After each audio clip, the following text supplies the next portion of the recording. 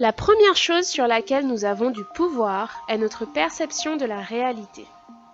On ne vit pas dans une réalité, on vit dans notre propre réalité. Par exemple, 100 personnes vivent un même événement.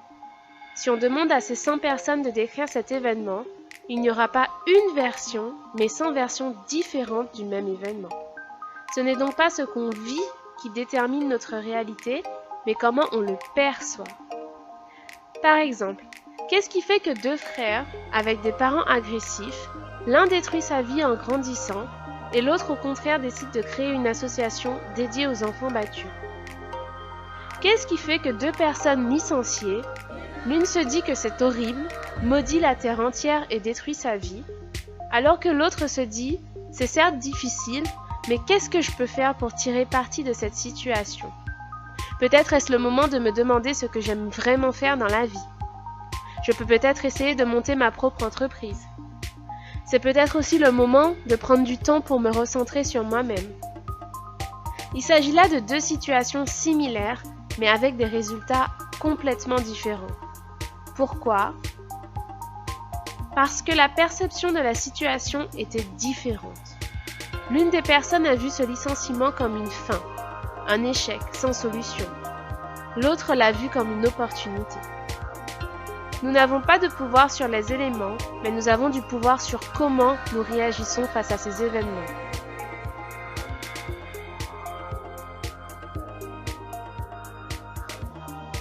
Prenons un autre exemple.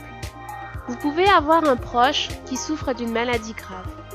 Cette fois encore, deux options se présentent à vous.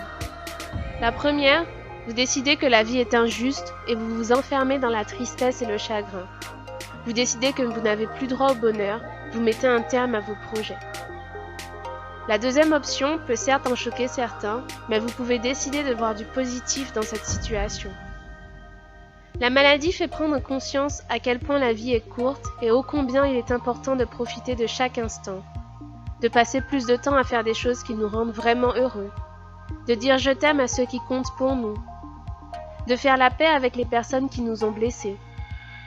Bouddha a dit « Garder de la rancœur envers quelqu'un, c'est comme boire du poison et espérer que l'autre en mourra. »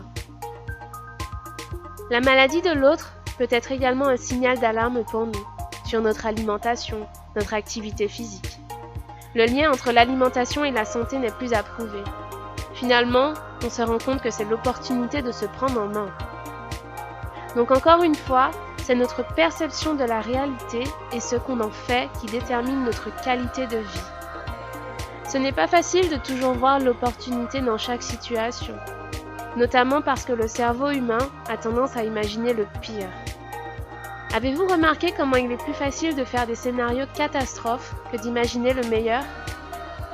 Mais comme dans tout dans la vie, l'entraînement et la répétition sont les meilleurs alliés.